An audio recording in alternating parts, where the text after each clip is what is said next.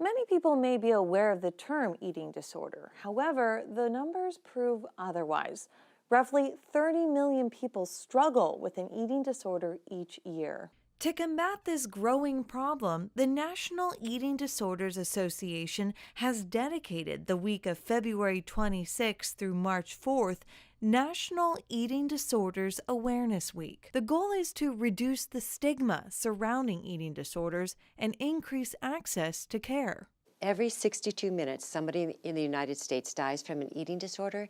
That's epidemic. And when you look at the funding for eating disorders, it is so little compared to any other problem we have going on. Sovereign Health's eating disorders program consultant Janet Whitney personally understands the importance of raising awareness on this growing problem. I think there are three components of disordered eating or eating disorders. I think we're more concerned about eating disorders because we all have forms of disordered eating, whether we're over-exercising, vegetarian, only eating a certain rigid diet. That's disordered eating. Eating disorders actually cause problems physically, emotionally.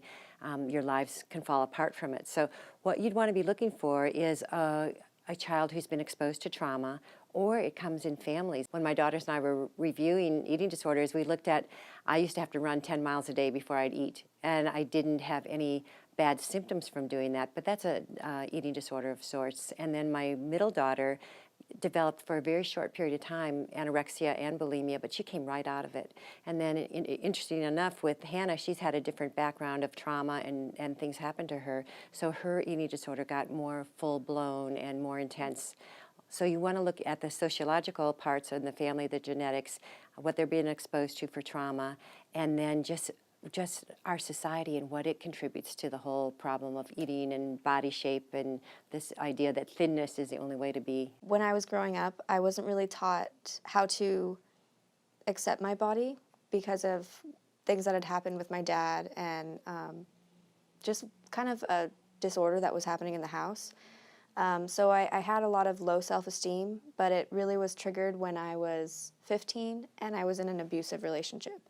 And that even furthered my low self-esteem. And I think that a lot of eating disorders are triggered by shame and low self-worth and not being able to realize that you're worthy of food, of life. And it is kind of a slow way of depriving yourself into, death or just instability in general. And this instability led to countless efforts to help Hannah reach recovery. There were times when she was like 79 pounds that even to get through the hospital, we'd have to get a wheelchair to wheel her in, and it would be impossible for you to know that treatment was okay at that point because her mind wasn't working. She was so malnourished. It was after a discussion with a family member, Janet realized she had to let go of control and let Hannah take care of herself. I think it was my son who said, "Mom, everything that Hannah goes through, you go through, and we don't want you to go down." So I had heard about this 500-mile walk in Spain, and I said, okay, I'm going to go do it. And I don't think you were really doing that well during. I had to go to treatment during that time too. Yeah, and so it was very difficult because I didn't take my cell phone.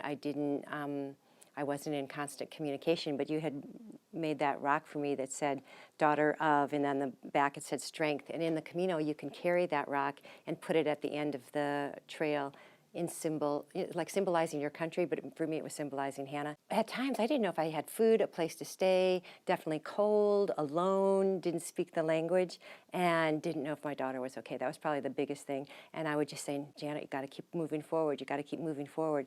And by the end of it, I did feel strong. I felt like I can do whatever I need to do, and I will do whatever I need to do to help you. And she did help Hannah, along with others.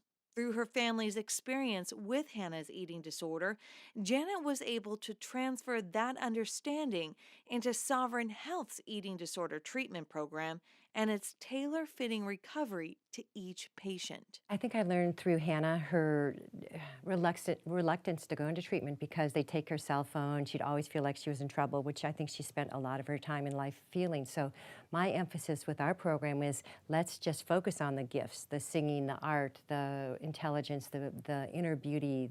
And so what we do is they don't have to be a certain weight. They have to be healthy in our goals for them, feel healthy, and feel like why are they here on this planet, in this country? What is their purpose? And as we explore these women as they start eating again so that their brains function, they do have amazing gifts.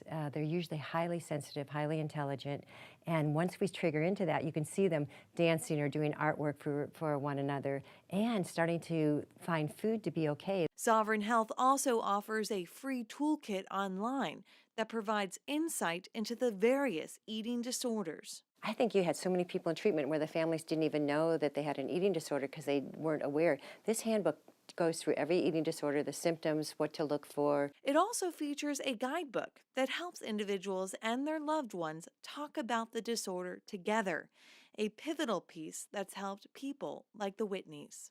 It is a hidden, shameful disease right now in our society. If we can take the shame out of it, and somebody can come home and say, "Hey, I know that a jar of peanut butter is disappearing. It's not about the peanut butter; it's about how are you feeling." That's what this guidebook will help to say. Okay, this is what you can do to start the dialogue. And the other part is when to get them into treatment. My whole family has made like a huge step in that, understanding what to say and what not to say to me. Because it can be individual too, depending on who you are, things trigger you differently.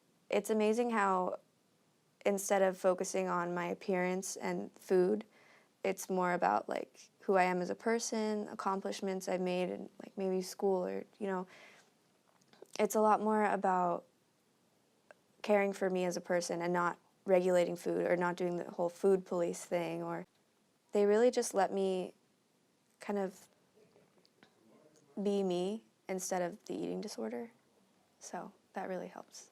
If you'd like to check out Sovereign Health's free eating disorder toolkit, just go to sovhealth.com/toolkits/theunbearable weight. For Sovereign Health, I'm Christina Kusner.